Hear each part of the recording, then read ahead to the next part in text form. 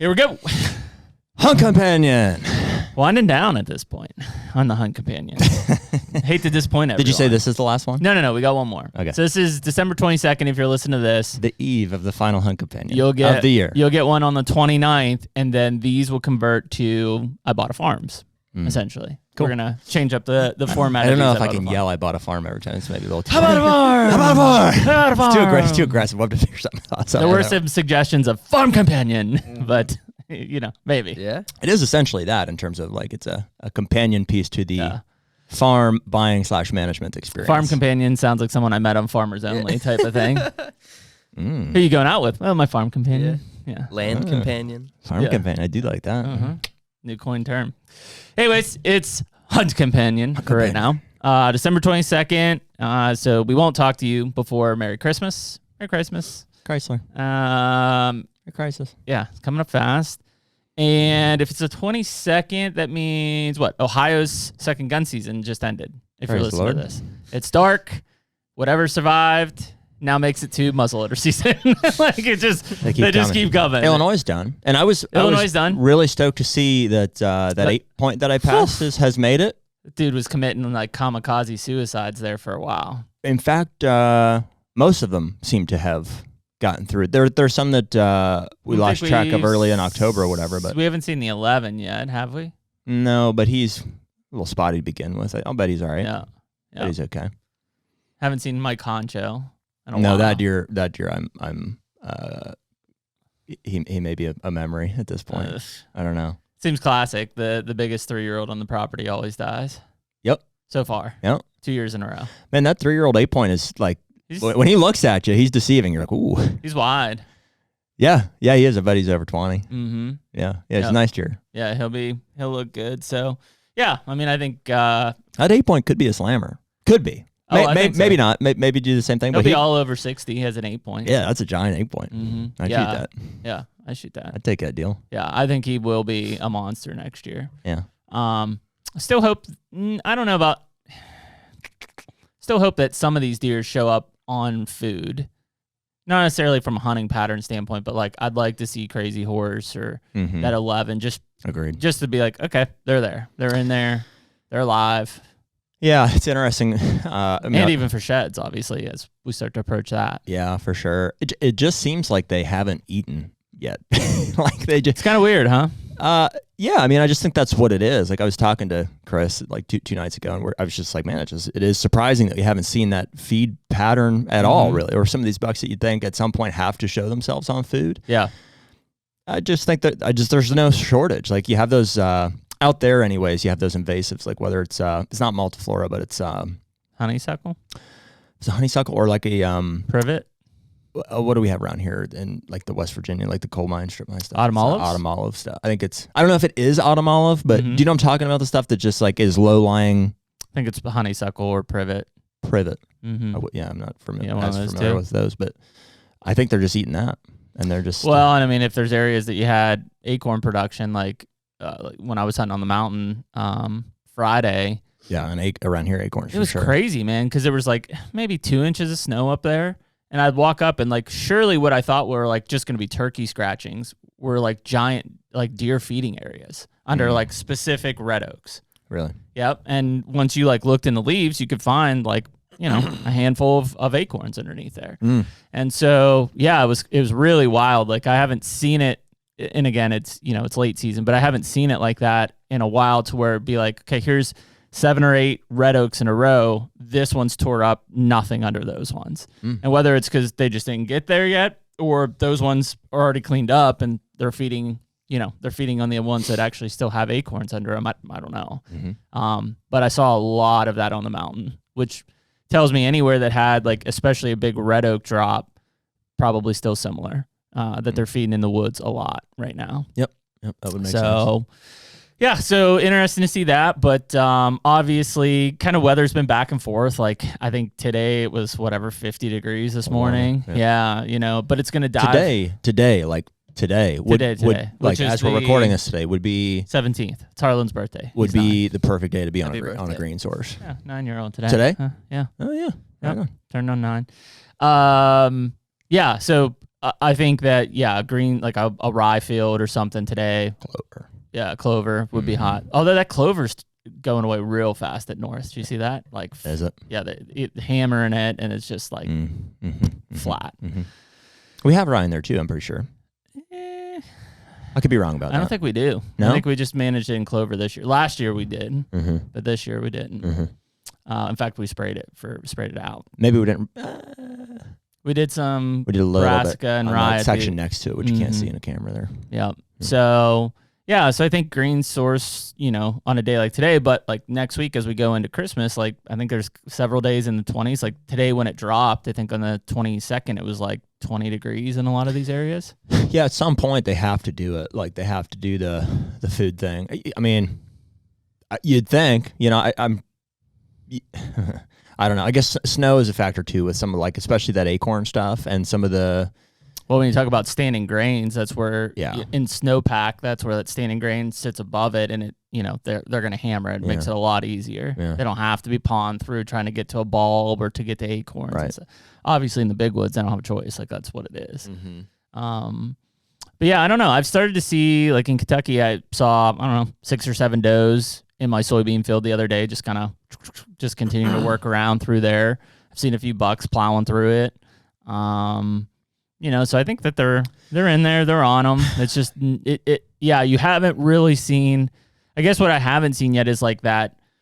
Call it 4 to 5 o'clock, just after sunset, flocking to like 40 of them, piling into a big field. Yeah, haven't seen that anywhere yet. No, I haven't either. Doesn't mean it's not going to happen. It's just. It will happen. Yeah, as long as we get some winter. Well, and I think that's the big thing. And I don't know. I'm sure there's some research that kind of supports it, but this has been one of the coldest Decembers we've had in a long time. Yeah, agreed. And we went from what I would consider was a very mild November to a very cold December.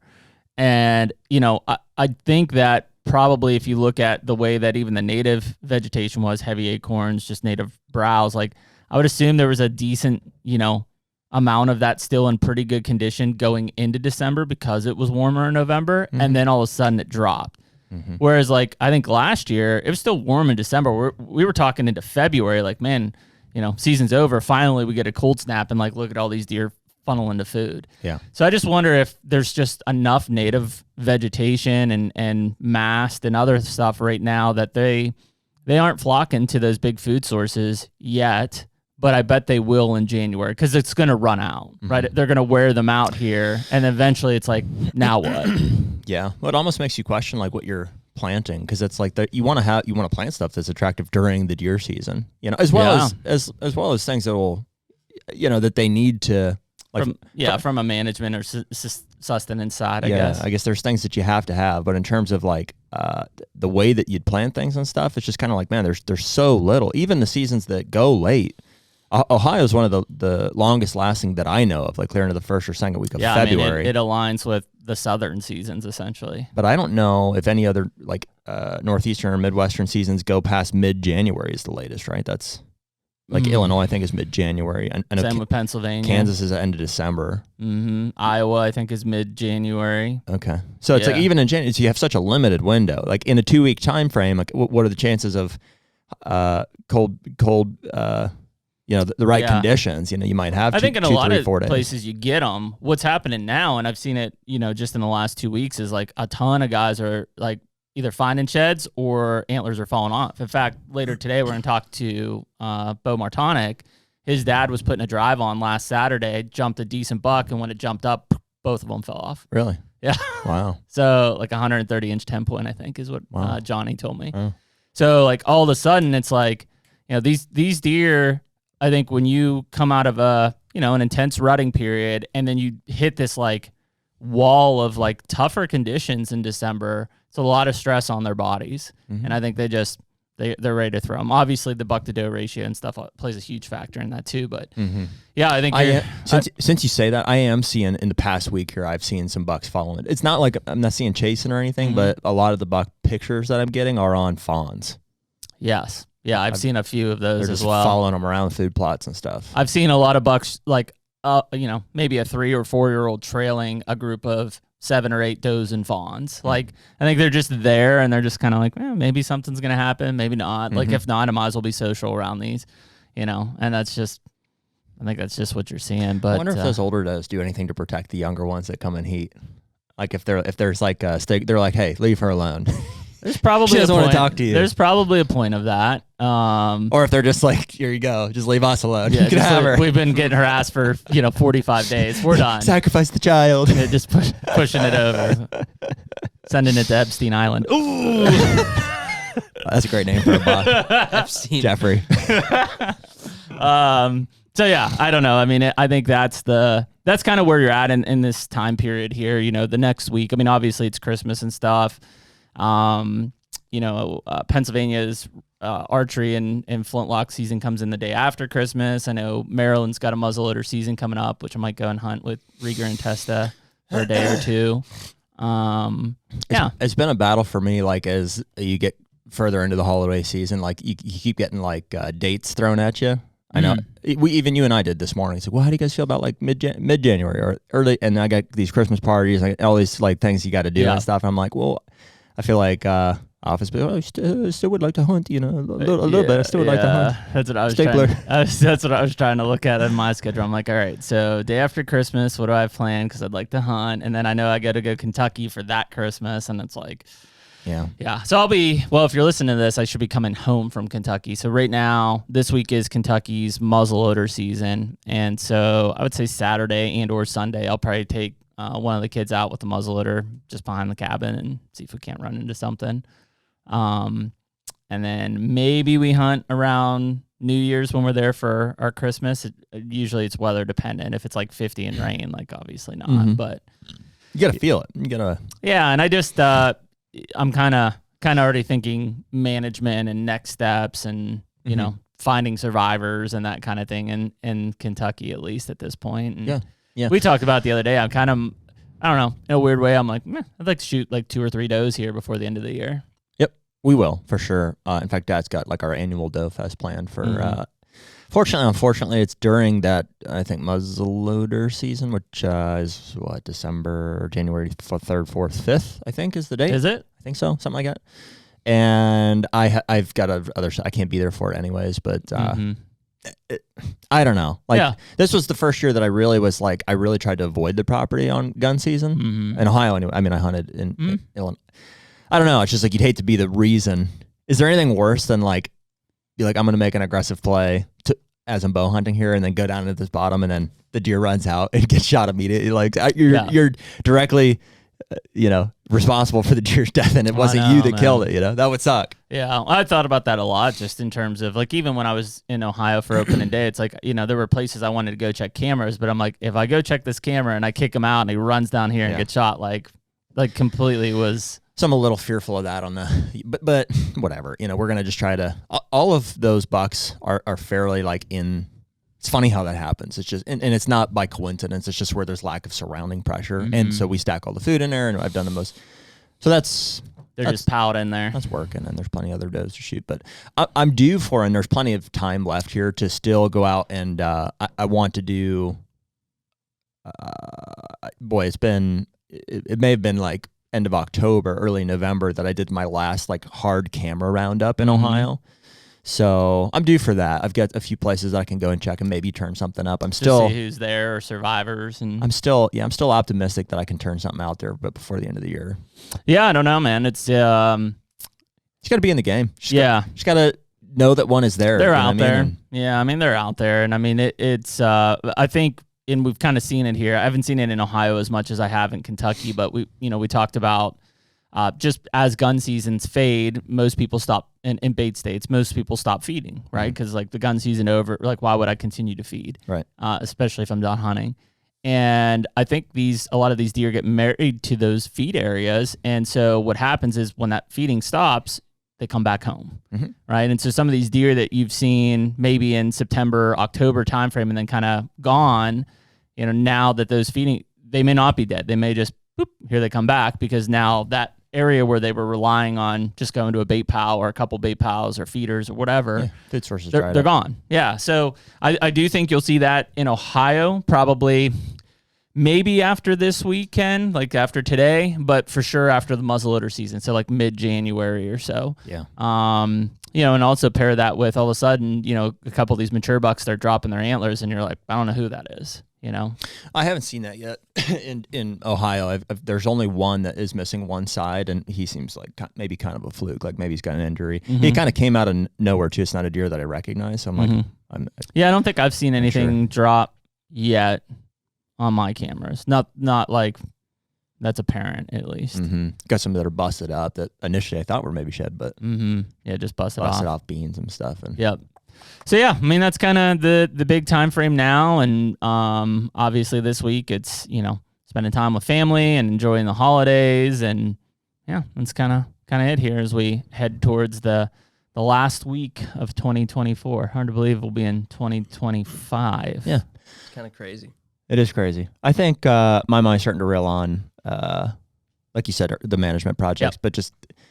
And it's like it's exciting, but also it kind of keeps you up. Once you start like your brain turns the switch to like, oh boy, there's a lot of stuff to do. Like it goes from everything from mineral, right? You're like, oh yeah, I gotta get mineral. Like that's probably like a February, March thing. I should probably start doing that. To it's like I started thinking about adding habitat, you know what I mean? So whether it's the tree plantings or, and we've covered it pretty in depth here recently, but like the use of native grasses or switch or whatever combination, or if those are clear cuts and stuff. I mean, now through like end of March probably is the time to be tackling those projects. Well, at least have them in a plan, because if you all of a sudden mid-March are like, okay, cool, I'm going to do this, you're screwed. Because I mean, to try to get everything done and sprayed and like it takes time. It takes a lot of time and effort. Like I'm kind of just, that's where I'm at from a plan standpoint. It's like, okay, I got some season left. Then it's like anything I need to mow or terminate. Then it's like, shed hunting's in there, but it's like I need to do some chainsaw work, and so I'm just trying to lay it out from like a chronological standpoint, because if not, I'll just swing right by something in February and I'm like, now I'm behind. Well, and maybe the advice I should give myself, but it'll be good for other people, is like maybe just don't take on too much. Like it's impossible. If you look at the whole farm and you're like, okay, I need to revamp it for next year. Like it's just it's not realistic, and the reality is it's not going to have as immediate or fast of like a turnaround or impact as you would hope. It just everything takes time. Everything takes time. Yeah, we talked about that the other day. Whether it's native grasses or even doing timber cuts and stuff. It's like, okay, if I want to cut this half acre and create a bedding area, it'll be thicker next year, but it's not going to be what I envision, right? It'll be 2, 3, 4 years down the road before that happens. The one thing I will say that for sure helps out a lot, and it's a February, March thing, is, I think we've talked about our full circle back on the reliability and value of clover. And so frost seeding in February and March to achieve really nice plots in April, May, and June especially. Number one, really easy to do. Literally just out there with the bag seeder. And it will help take some of those annual spaces off of the plate.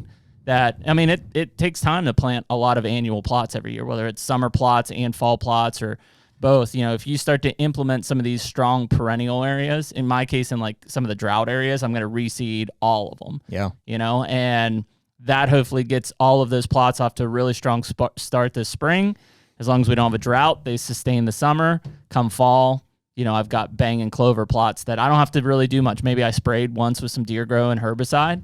Other than that, I don't really have to do anything with, and I can focus on just a few annual plots surrounding them. I mean, even if you don't want them to be clover long term, like the seed cost and just the doing the work is like the only reason I can think of not to put clover into every single plot. Like like this year, I probably will, other than our big grain field, just because it's too big of a surface area to walk the whole thing. But I'm going to frost seed all of it in clover, and.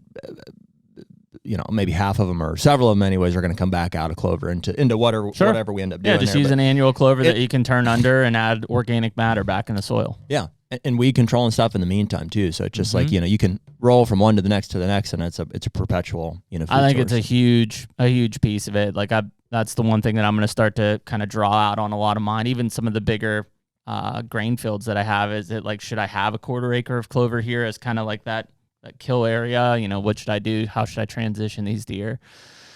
Yeah, I think that's all very, very critical and important here, and something that's super easy to do in February and March. So yeah, I mean, just start thinking about that, and but don't end the season yet. Still time. Oh, yeah. Still some time on the clock. Buzzer hasn't gone yet. We're okay. Yeah. Nobody freak out. Yeah. A little bit of just holiday, whatever. Cloud, just something to get through it here. Perfect time to smash some does too. If you're just like, man, I'm rut worn, I don't have a buck to chase. Cool, dude, go smash some does. Man, that feels. Yeah. There's nothing but I shot one. I'd say it was like the 3 or 4 days left in the season in PA last year, and I just went out behind the house with my Hoyt, had this doe come into the field. Watched her for a while, and I was like, I'm going to shoot her. I think I'll shoot her. Shot her. Perfect shot. Ran like 50 yards, died, and I was like, that's a good way to just end the season. I'm done. Yeah. Like, that's it. Little bow on it. Yeah. Feel good ending with a good shot. Got some meat, wrap it up, and that's it. Move forward. Into the next year. Backstrap sausage turn out for you the other day. Oh, it's good. I forgot I was going to bring you some. It's all right. Did it turn out as good as Jeremy's? Yeah. I told him, really? I was like, did you get the real intestines, like the wraps or whatever? Yeah, the natural casings. Yeah. All the difference in the world. You found the distributor for those? He's gonna be coming out with them. He is. Mm-hmm. Right on. Yeah, it was great. It little harder. Kids aren't listening now, right? It's too late. I was like, boy, I better go back to start to like wear condoms or something because I couldn't. I had a little trouble getting it on the old sausage horn there. You had some trouble with it. Well, the synthetic casings are just. You practice on a bottle? No, yeah. The synthetic casings are super easy. They're like they're made to just be easier to use. Like that's the whole point. But they taste like shit. Right. Like they're not good. Right. And so this is like you soak it and then you kind of feel it was a lot harder. I kind of got the hang of it after a while, but it took way longer than I thought. But the final product, like I put it on, like I've got a Rectech, not a Traeger, but put on the Rectech for like 2 hours, like to a T exactly. And I'm like, holy shit, I did it.